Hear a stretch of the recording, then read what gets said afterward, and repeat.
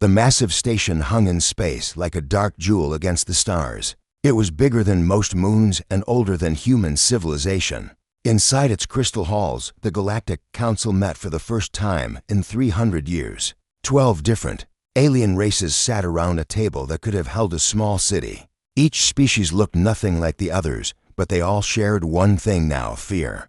High Counselor HFY stood at the center of the chamber. His blue skin rippled with anger. As he activated the holographic display, images of human ships filled the air above them. The ships looked crude and simple compared to the sleek vessels the Council races used. But these human ships had done something impossible. They had broken the most sacred law in the galaxy. Fellow counselors, HFY said in a voice like grinding metal, we face a crisis unlike any in our history. The species called humans has achieved faster than light travel without our permission. They did this without our guidance or our technology. They did it alone. Murmurs of shock and disbelief filled the chamber. For millions of years the Council had controlled who could travel between the stars. Every race had to prove themselves worthy first. Every race had to submit to Council authority. Every race except these humans. Counselor Viz of the Manted Collective clicked her mandibles nervously. Surely you exaggerate, HFY.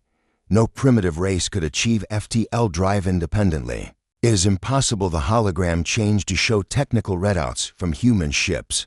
The data made no sense to the alien scientists. Human technology was completely different from everything they knew. It worked, but nobody understood how. I thought the same thing, HFY replied, but our spies have confirmed it. Humans built their FTL drives using theories we never considered. They use methods that should not work but somehow do. They are spreading across space without any control or oversight. Far from the Council station, Captain Jake Morrison floated in the command center of the UES Defiance. His ship was humanity's newest deep space explorer.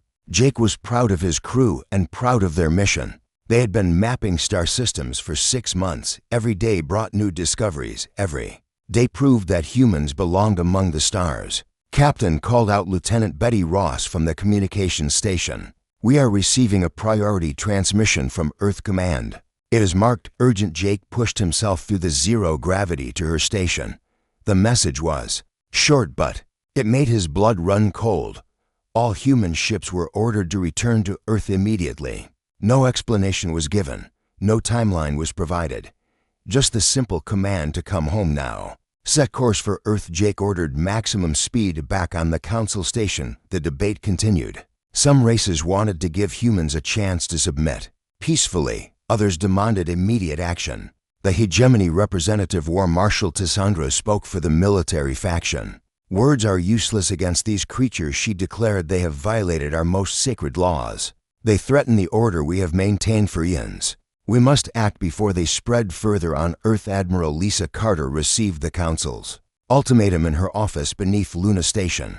The message was clear and terrifying. Humanity had 72 hours to surrender all their technology.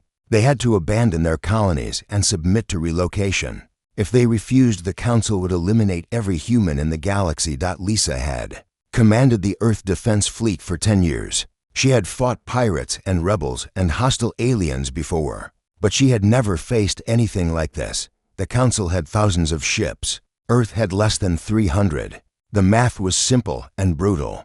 Drive Amy Rodriguez worked late in her laboratory at the Quantum Physics Institute. Her scanners had detected strange energy readings from deep space. The signatures were unlike anything in human databases. As she analyzed the data, her hands began to shake. Massive fleets were gathering at the edge of human territory. They were too big to be friendly and too organized to be merchants. Amy tried to contact the government, but all communication channels were blocked. Someone was jamming every frequency. She was trapped with knowledge that could save her species, but no way to share it. President Kate Williams sat in the White House bunker reading the Council's demands. Her advisors argued around her, but she barely heard them. The choice was simple. Surrender everything that made humans human or fight a war they could not win. Madam President, her chief of staff said quietly, "By your orders." Kate looked at the faces around her. These people trusted her to make the right choice. Earth trusted her. Humanity trusted her. She thought about her children and grandchildren. She thought about the colonies spreading across space.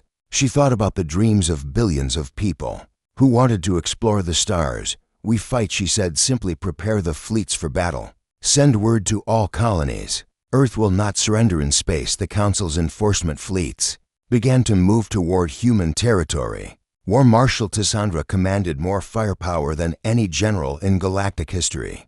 She expected this to be a quick campaign. Humans were primitives. They would break easily once they saw real military power. The die was cast. Humanity would soon face its greatest test.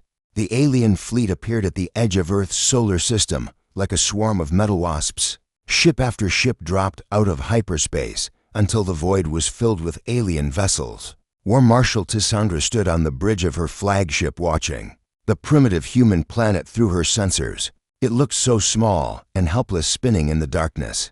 Open communication channels. She ordered broadcast on all human frequencies. The message went out across the solar system in dozens of languages. The words were simple but carried the weight of absolute authority. Humanity had one final chance to surrender. They must power down all ships immediately. They must abandon their colonies and prepare for processing. They had 6 hours to comply or face total extinction. On Earth, President Kate Williams received the broadcast in her bunker. Around her, the military leaders watched screens showing the massive alien fleet. The numbers were overwhelming. For every human ship, there were 20 alien vessels. The technology gap was just as brutal. Alien shields could stop nuclear weapons. Their guns could crack planets. "How long before our fleets can respond?" Kate asked Admiral Carter, who had just arrived from Luna. "Station, our nearest ships are 4 hours away." Lisa replied, "The Martian defense grid is already engaging enemy scouts, but they are heavily outgunned." Kate nodded and walked to the communication console. She thought about surrender for exactly 3 seconds. Then she activated the emergency broadcast system that would reach every human in the solar system and beyond. "My fellow humans," she began, "we face an enemy that demands our complete submission. They want us to abandon everything we have built among the stars. They want us to forget our dreams and accept slavery.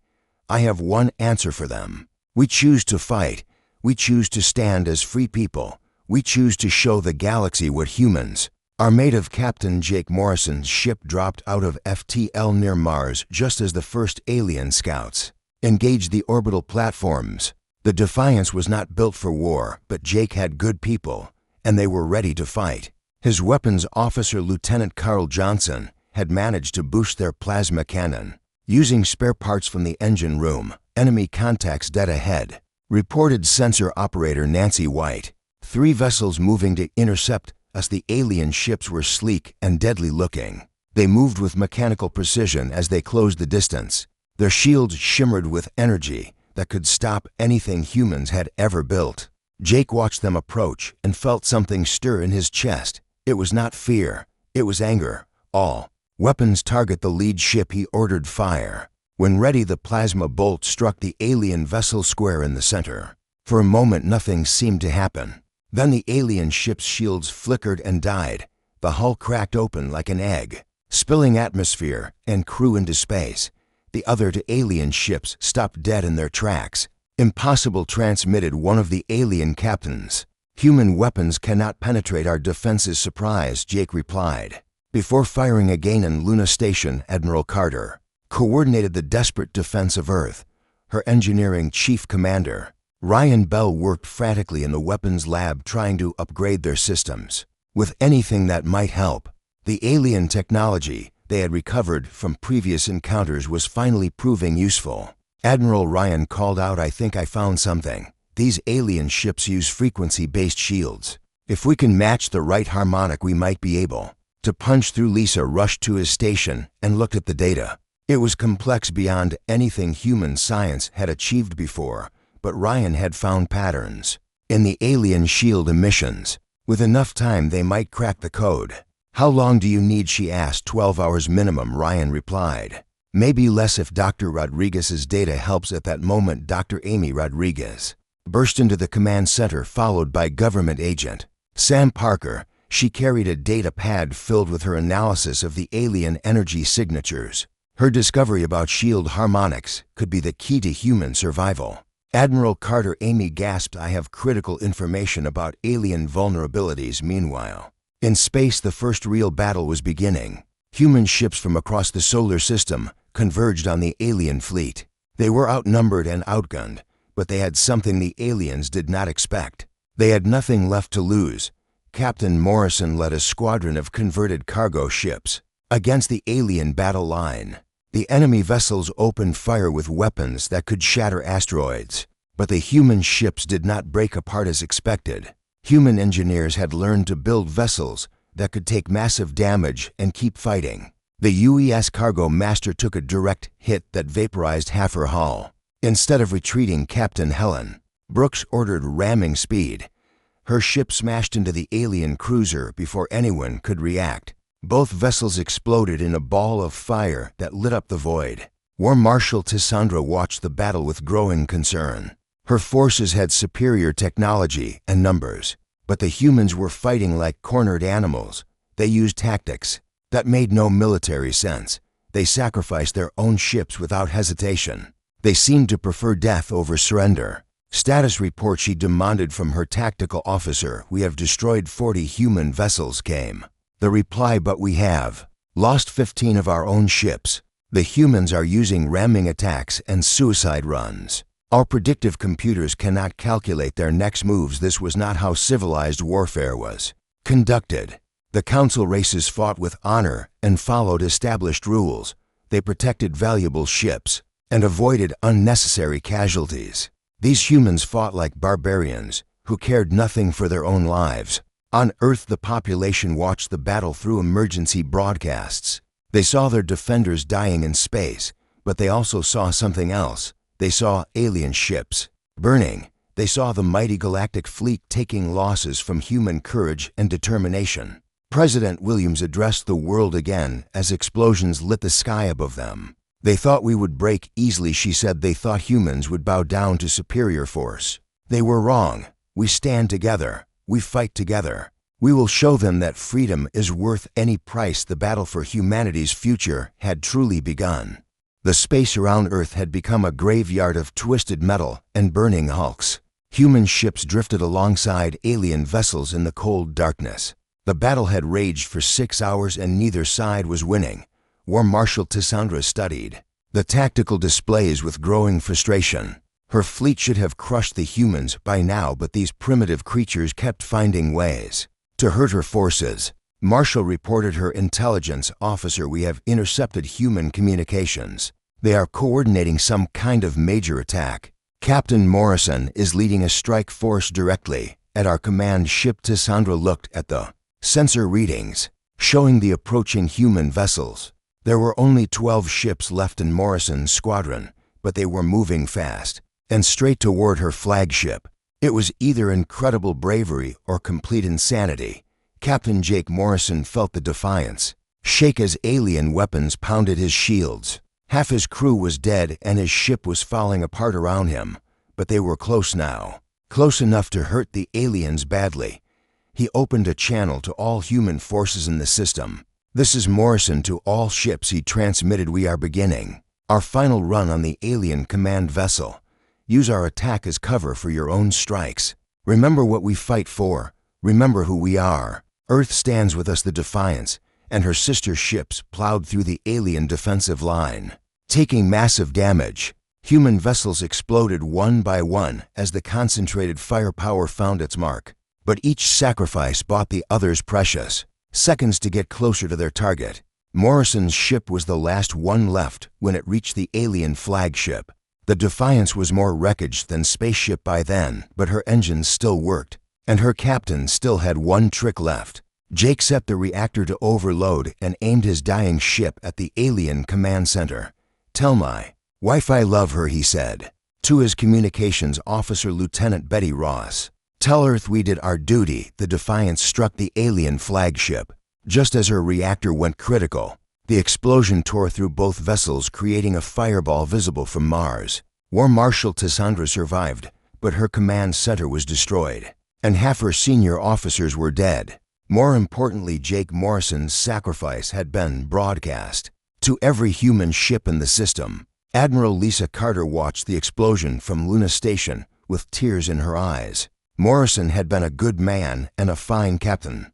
His death would not be forgotten, but more than that, his final transmission had included critical data about alien shield frequencies and weapon vulnerabilities. The information Dr. Rodriguez had provided was now being proven in actual combat. Commander Bell Lisa called to her chief engineer. "Did you get Morrison's data?" "Yes, Admiral." Ryan Bell replied, "His scans show the exact frequency variations we need to punch through their shields. I can have the orbital platforms reconfigured in 2 hours." Lisa nodded and activated the fleet communication system. Every human captain in the solar system needed to hear this. The tide of battle was about to turn. "All ships, this is Admiral Carter," she broadcast. "We have discovered the enemy's weakness. Their shields can be penetrated using specific frequency pulses. Detailed instructions are being transmitted to your tactical officers now.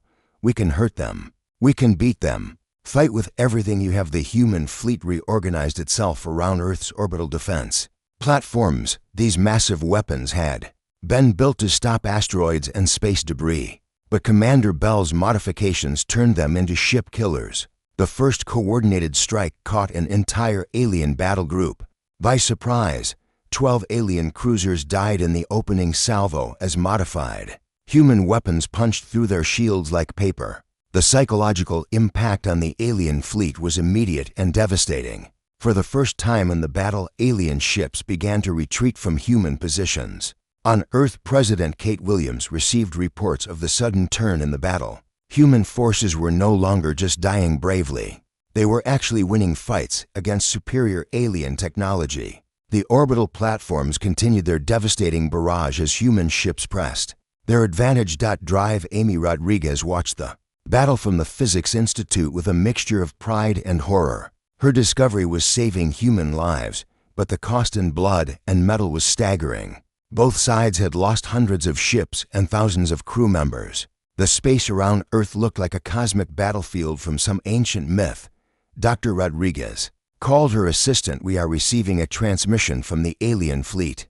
They want to negotiate." Amy looked at the message in disbelief. The mighty Galactic Council wanted to talk instead of fight. Human resistance had accomplished something that seemed impossible just hours ago. It had made the aliens afraid. War Marshal Tassandra stood on her damaged bridge, staring at the tactical displays. Her fleet still outnumbered the humans, but the losses were becoming unacceptable. Worse than that, word of human resistance was spreading across the galaxy. Other subject races were beginning to ask dangerous questions about Council authority. "Open a channel to the human leadership," she ordered reluctantly. "Offer them terms for surrender." The response from Earth came back within minutes. President Williams herself delivered the message, and her words were broadcast across the galaxy for all to hear. "We reject your terms," Marshal Kate said firmly. "Humans do not surrender to tyrants. We do not bow to bullies. If you want our world, you will have to take it from our cold, dead hands. We offer you different terms. Leave our space now and never return. That is the only deal humanity will accept." The alien fleet recoiled in shock. No subject race had ever spoken to the Council with such defiance. The very idea that primitive humans would reject surrender terms was unthinkable. But the burning wrecks floating around Earth proved that humans were capable of many unthinkable things. Lieutenant Danny Foster piloted his fighter through the debris field hunting for alien survivors. His squadron had destroyed 6 enemy vessels in the last hour using hit-and-run tactics that confused alien pilots. Human reflexes were faster, and human creativity gave them advantages in dogfights that alien computers could not predict. "Control, this is Foster," he reported. "Enemy fighters are breaking off their attack runs. They seem afraid to engage us directly." That fear was spreading through the alien ranks. Like a disease, these humans fought without regard for their own safety. They used tactics that violated every rule of civilized warfare. They turned their own ships into weapons when conventional attacks failed. Fighting them was like fighting natural disasters or wild animals. The battle continued, but something fundamental had changed. The humans were no longer just defending themselves, they were winning. News of the human resistance spread across the galaxy like wildfire. On a dozen worlds, subject races looked up at the stars. and wondered if they too could fight back against the Council. The Valdoran Mining Collective stopped sending tribute shipments. The Nexus Trade Federation declared independence from Council oversight. For the first time in millennia, the Galactic Order was cracking. High Councilors Efkari received reports of uprisings across 3 sectors. His blue skin had turned almost purple with rage as he read about humans inspiring rebellion throughout his empire. The Vorthic military was being forced to divert ships from the Earth campaign, to put down revolts on their own worlds. This is intolerable, he declared to his staff. These humans are a virus spreading chaos across civilized space. We must crush them completely before they infect more systems. Lieutenant Danny Foster Flew is fighter through the asteroid belt hunting alien supply convoys. His squadron had been operating behind enemy lines for 2 days now, using guerrilla tactics. Admiral Carter had learned from Earth's military history. The aliens expected formal battle lines and organized fleets. They had no defense against small groups of humans who struck without warning and vanished into space. Bandit Squadron, this is Foster, he transmitted to his pilots. Enemy transport dead ahead. 3 escorts. Attack pattern Delta. The human fighters swooped down on the alien convoy like hawks attacking pigeons. Their weapons had been modified with captured alien technology, but it was human skill and human courage that made the difference. Within minutes, all 3 escort ships were destroyed and the transport was drifting helpless in the void. Admiral Lisa Carter watched the tactical displays from her command center on Luna Station. The alien fleet was still massive, but it was no longer unified. Council forces were spread across human space, trying to protect supply lines and respond to hit and run attacks. The humans had seized the initiative and were using it with deadly efficiency. Admiral reported Commander Ryan Bell, Operation Broken Arrow is ready to launch. We have 40 modified nuclear devices positioned throughout the system. When detonated, they will create electromagnetic dead zones that will blind alien sensors for hours. Lisa nodded and activated the fleet communication system. Every human captain needed to coordinate their attacks for maximum impact. This was their chance to hurt the aliens badly while their advanced sensors were offline. All units, this is Admiral Carter. She broadcast Broken Arrow launches in 60 seconds. Use the sensor blackout to close with enemy vessels. Hit them hard and hit them fast. This is our moment. President Kate Williams authorized the nuclear detonation from her bunker beneath the White House. Engineer Nancy Green had led the team that converted Earth's entire atomic arsenal into electromagnetic pulse weapons. It was a desperate gamble, but desperate times called for desperate measures. The nuclear devices exploded simultaneously across human space. Instead of creating massive fireballs, they generated invisible waves of electromagnetic energy that fried alien electronics and sensors. For 3 hours, the technologically superior Council fleet was reduced to firing blind, while human ships closed in for the kill. Captain Helen Brooks commanded the reconnaissance ship UES Scout. As it approached an alien battle group lost in the sensor blackout, her ship had been modified with experimental stealth technology that made it nearly invisible to alien detection systems. She was about to test that technology under combat conditions. All stop, she ordered quietly. Power down. Everything except life support. We are going to drift right through their formation. The Scout glided silently between alien warships that were firing randomly into space, hoping to hit attacking humans. Helen counted 12 enemy vessels in the formation, including the heavy cruisers that could destroy entire planets. But right now they were helpless and vulnerable. Target the command ship. Helen whispered to her weapons officer. 1 shot, then we run. The torpedo struck the alien flagship just as its shields came back online. The explosion lit up the void and revealed the Scout to every enemy sensor in the area. But it was too late to save the alien command vessel, which broke apart in a cascade of secondary explosions. War Marshal Tissandra watched her fleet suffer losses that should have been impossible. Human tactics made no sense according to any military manual she had studied. They attacked from multiple directions simultaneously. They used their own ships as weapons. They converted civilian vessels into warships without any regard for proper design principles. Status report, she demanded from her surviving tactical officers We have lost 60 ships. In the last 6 hours came the grim reply, human forces are operating throughout our rear areas, destroying supply convoys and communication relays. Our fleet cohesion is completely broken. This was not war as the Council understood it. This was chaos given form and purpose. The humans fought like every battle was their last, and every victory was worth any sacrifice. It was terrifying to face enemies who feared nothing and would try anything. On Earth, Dr. Amy Rodriguez made another breakthrough in her analysis of alien technology. Human brainwave patterns were apparently unique in the galaxy. Every other species had evolved similar neural structures, but humans were different. This difference made them immune to alien mind control weapons and psionic attacks. This explains everything, she told her research team. The aliens use psychic warfare against most enemies. They can predict behavior patterns and influence decision-making, but human minds are completely alien to them. We think in ways they cannot understand or anticipate. The implications were staggering. Human unpredictability was not just a tactical advantage. It was a fundamental difference that made them impossible for the aliens to defeat through conventional means. Every human action was a surprise. Every human strategy was incomprehensible. Every human victory was a shock to alien military thinking. President Williams received Amy's report just as news arrived of another human victory.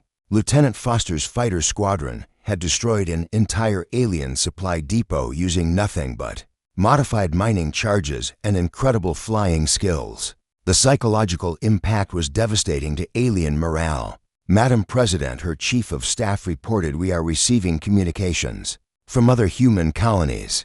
They are reporting similar victories against Council forces throughout human space. Mars Orbital Command destroyed a battle cruiser. The Europa mining station captured an entire alien squadron. We are winning. Kate looked at the reports with a mixture of pride and disbelief. Humanity had been given 72 hours to surrender or face extinction. Instead, they had fought back so effectively that the Galactic Council's military forces were retreating on multiple fronts. Commander Bell's engineering teams achieved another impossible breakthrough. They successfully reverse-engineered captured alien faster-than-light drives and installed them in human ships. Now Earth's defenders could strike at alien bases throughout the galaxy, instead of just defending their home system. Admiral Ryan reported to Lisa Carter, the first FTL-capable human strike force is ready to launch. Captain Brooks has volunteered to lead deep penetration raids against alien home systems. Lisa smiled grimly as she looked at the tactical displays. The aliens had started this war expecting quick victory against primitive humans. Instead, they were facing an enemy that grew stronger with every battle and more dangerous with every defeat they inflicted on the Council forces. The war was far from over, but the tide had turned completely. Humanity was no longer fighting for survival. They were fighting for victory.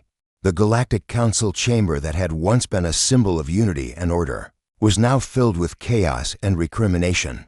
Council members accused each other of incompetence while their military forces continued to suffer defeats at human hands. The peaceful Etherian collective had already withdrawn their support from the war. The militant Kresh Union demanded even more aggressive action, including the destruction of entire human worlds. High Councilor Afkari struggled to maintain control as his authority crumbled. The Council had not faced internal division like this in thousands of years. Everything had been stable and predictable until these impossible humans appeared. With their chaotic tactics and their refusal to accept defeat, fellow councilors Zefkari said desperately, we must remain united against this threat. If we show weakness now, other races will see it as opportunity for rebellion. Councilor Ethan of the Etherian collective stood slowly. His species valued peace above all else and had grown increasingly uncomfortable with the brutal war against humanity. His next words would shock the entire galaxy. The Etherian collective formally withdraws from this conflict. He announced, we will no longer participate in the attempted extermination of the human race. Their resistance has shown courage that deserves respect, not destruction. The chamber erupted in shouts of outrage and disbelief. For the first time in Council history, a member race had refused to support a military campaign. The precedent was dangerous, and could lead to the complete collapse of galactic authority.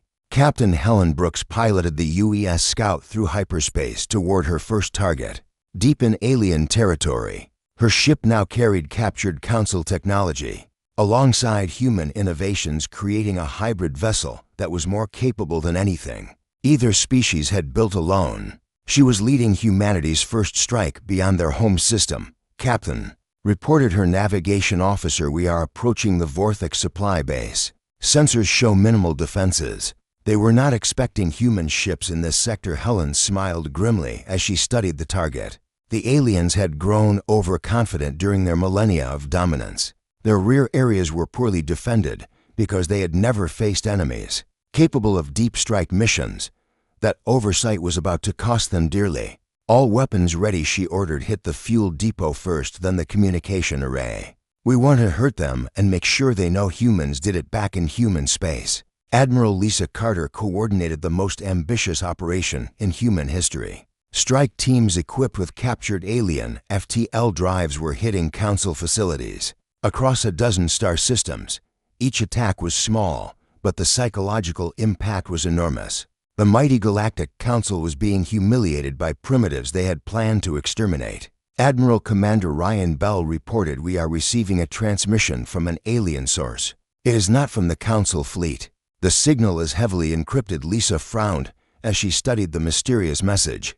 Human cryptographers had been working for hours to break the alien codes, but this transmission used completely different encryption methods. When they finally decoded it, the contents left everyone speechless. The message was from Counselor Ethan of the Etherian Collective. He was offering covert assistance to humanity, including detailed intelligence about Council fleet movements and political divisions. The peaceful aliens had decided that humans deserved to survive and were willing to help them do it. "My friends," the translated message read, "your courage has inspired many throughout the galaxy. We owe for what aid we can provide." Attached you will find current Council fleet positions and planned operations. Use this knowledge wisely. The galaxy is watching to see if freedom can triumph over tyranny. President Kate Williams. Read the intelligence reports in her bunker with growing excitement. The alien information revealed massive weaknesses in Council positions and internal conflicts that humans could exploit. More importantly, it proved that humanity was not alone in this fight. They had allies among the stars. Drive. Amy Rodriguez made yet another breakthrough in her research laboratory. Her team had been analyzing captured alien prisoners and discovered something remarkable about human biology. Human brainwave patterns were not just different from other species. They were actively disruptive to alien psionic abilities and neural networks. "This is incredible," she told her research staff. "Human thoughts actually interfere with alien mental processes. When they try to read our minds or predict our actions, their own cognitive systems become confused and unreliable. We are literally incomprehensible to them." The discovery explained why alien battle computers failed when fighting humans, why their tactical predictions were always wrong, why their advanced artificial intelligence systems crashed when analyzing human behavior. Humanity was a cognitive virus in the galactic network of interconnected alien minds. War Marshal Tissandra faced her own crisis aboard the damaged flagship. Her officers were demanding her removal from command after a series of humiliating defeats. The human raids had destroyed supply bases throughout Council space, while her massive fleet remained trapped around Earth, unable to achieve decisive victory. Marshal, her chief of staff, reported, "High Command is sending an investigation team to review your conduct of this campaign. There's talk of court-martial proceedings." Tissandra looked at the tactical displays showing human ships operating freely in areas that should have been completely secure. These primitive creatures had turned interstellar warfare into something unrecognizable. They fought without honor or proper military procedure, but they were undeniably effective. Admiral Carter received an unprecedented communication that changed everything. War Marshal Tissandra was requesting a private meeting under flags of truce. The alien commander wanted to discuss terms that had nothing to do with human surrender. Admiral Carter, the alien message read, "I propose single combat between champions. To settle this conflict, your species values individual courage, Mine respects personal honor. Let our representatives fight while our fleets observe. The winner determines the fate of both our peoples. Lisa studied the proposal carefully. It could be a trap, but it could also be an opportunity to end the war without further massive casualties. More importantly, it would buy time for human strike teams to complete their missions throughout alien space. Madam President, she reported to Kate Williams, the aliens are offering single combat to decide the war. It goes against all military doctrine, but it might be our best chance for victory. Without losing millions more lives, President Williams considered the proposal. While reports continued to arrive of human victories across the galaxy, Lieutenant Foster's fighter squadron had destroyed an alien battle station. Captain Brooks had captured intact alien warships along with their crews. Engineer Nancy Green had successfully modified captured alien reactors to power human weapons systems. The impossible was becoming routine. Humanity was not just surviving the Council's attempt at extermination. They were winning the war and inspiring rebellion throughout galactic civilization. The old order was crumbling, and something new was being born among the stars. Accept their challenge, Kate decided, but choose our champion carefully. The fate of humanity may depend on one person's courage and skill. The neutral station hung in space between the human and alien fleets like an ancient arena, waiting for gladiators. It had been built by a long-dead civilization as a place for diplomatic meetings, but today it would host something far more primitive. Single combat between champions would decide the fate of humanity and the future of galactic civilization. Combat engineer Tony Garcia checked his modified powered armor one final time. The suit combined human engineering with Etherian technology, creating something that had never existed before. He had volunteered for this mission knowing that billions of lives depended on his skill and courage. The weight of that responsibility should have crushed him, but instead it made him feel strangely calm. Garcia, this is Admiral Carter, came the transmission from Luna Station. Remember that you are not just fighting for Earth. You are fighting for the idea that free people can stand against tyranny. The galaxy is watching. Tony activated his helmet display and looked out at the enemy fleet.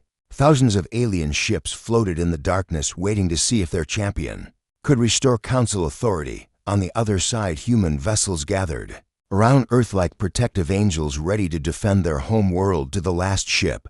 War Marshal Tissandra accompanied her champion aboard the neutral station. The alien warrior was massive and heavily armed with weapons that could level city blocks. His species had been bred for combat over millions of years. By all logical analysis, the human should be dead within minutes.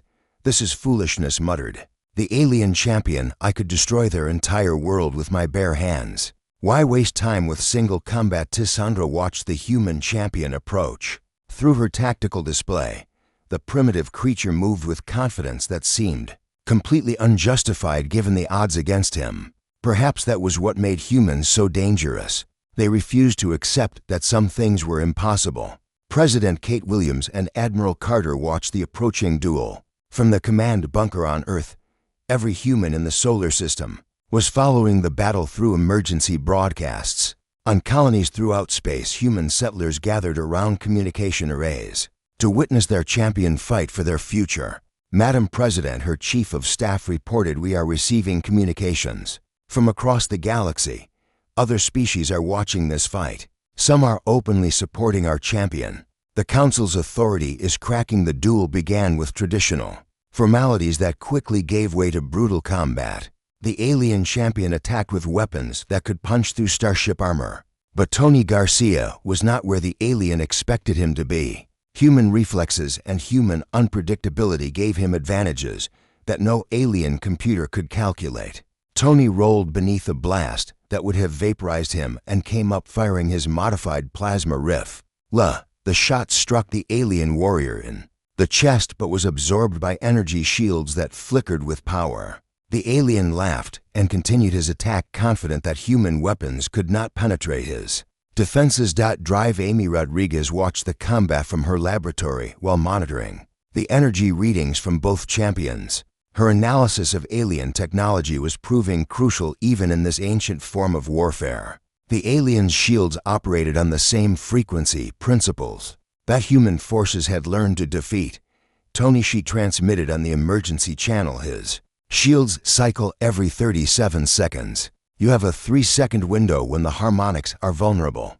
I am sending the exact frequency to your suit computer. The battle continued with the alien champion growing more frustrated, as his massive advantages in strength and firepower failed to produce quick victory. The human kept moving using tactics that made no sense but somehow worked. Worse than that, the human seemed to be learning from each exchange, while the alien relied on programmed responses. Tony Garcia felt the rhythm of the fight change as his opponent became predictable. The alien was powerful and well-armed, but he fought according to rules and procedures that could be analyzed and countered. Human creativity was about to face alien superiority in its purest form. The crucial moment came when Tony's suit computer identified the shield vulnerability window. He waited until the alien champion committed to a major attack, then dodged at the last second and fired at point-blank range. His plasma bolt struck during the 3-second gap when the alien shields were reconfiguring. The alien warrior staggered as the energy beam burned through his armor and into his chest. For the first time in the battle, he looked uncertain and afraid. This primitive human had hurt him using impossible tactics and weapons that should not have worked. Impossible, the alien gasped. Your technology is inferior. Your species is primitive. You cannot defeat me. Tony Garcia stood over his fallen opponent and spoke words that would echo across the galaxy for generations to come. You are right about our technology. You are right about our primitive origins. But you forgot something important. We are human. We do not quit. We do not surrender. We find a way to win. The alien champion died with those words ringing in his audio receptors. The mighty warrior who had conquered worlds fell to a human engineer who refused to accept defeat. The symbolic impact was devastating to alien morale and inspiring to every oppressed race in the galaxy. War Marshal Tissandra watched her champion fall and knew that more than one life had ended on the neutral station. The old order was dying too. Human victory in single combat proved that Council superiority was an illusion. Other species would draw their own conclusions from what they had witnessed. Stand down all weapons, she ordered her fleet. The humans have won honorable victory. We will withdraw from their space and never return. President Williams addressed the galaxy from the White House as alien fleets began their retreat. Her words were broadcast to every world where intelligent life dwelled. The message was simple but revolutionary. Freedom was possible. Tyranny could be defeated. The human example showed the way. To all who hear this message, Kate said, humanity extends friendship to those who seek liberty and defies those who would impose slavery. We are small and weak compared to ancient civilizations, but we have something they lack. We have the will to be free. Join us among the stars. Captain Morrison's sacrifice had become legendary throughout human space. The first interstellar memorial was built at the site where the Defiance had rammed the alien flagship. Every human ship that passed that point fired a salute to the captain who proved that courage could triumph over impossible odds. Drive Amy Rodriguez established the Institute for Human-Alien Technological Exchange in the ruins of the old Galactic Council headquarters. Her mission was to ensure that humanity's rapid advancement continued while maintaining the innovative spirit that made their victory possible. The galaxy would never be the same. Admiral Carter led the first interspecies Congress on Earth, where representatives from dozens of worlds gathered to establish new principles for galactic civilization. The old Council system of dominance and submission was replaced with cooperation and mutual respect. It was not perfect, but it was a beginning. Lieutenant Foster became the first human to command an integrated squadron of human and alien pilots. His fighter wings patrolled the frontier, protecting new colonies and exploration missions. The galaxy was vast and full of wonders waiting to be discovered by free peoples working together. Engineer Nancy Green designed the new class of human starships that combined the best innovations from multiple species. These vessels carried explorers and diplomats to distant worlds, spreading the message that diversity made civilization stronger, not weaker. The war that began with an order to eliminate all Earthlings ended with humanity leading a new age of galactic freedom. The Council races faced a choice. They could adapt to the new reality or face the combined might of humanity. and its growing alliance of liberated worlds. Most shows adaptation. High Counselor's F. Curry spent his final years in exile on a small moon writing memoirs that warned against underestimating primitive species. His book became required reading at the New Galactic Military Academy, where officers from dozens of worlds learned that technological superiority meant nothing without the will to use it properly. Humanity had proven that being underestimated was often the greatest advantage of all. The galaxy would remember the lesson for millennia to come as humans and their allies pushed deeper into space, carrying with them the revolutionary idea that freedom was the birthright of all intelligent life.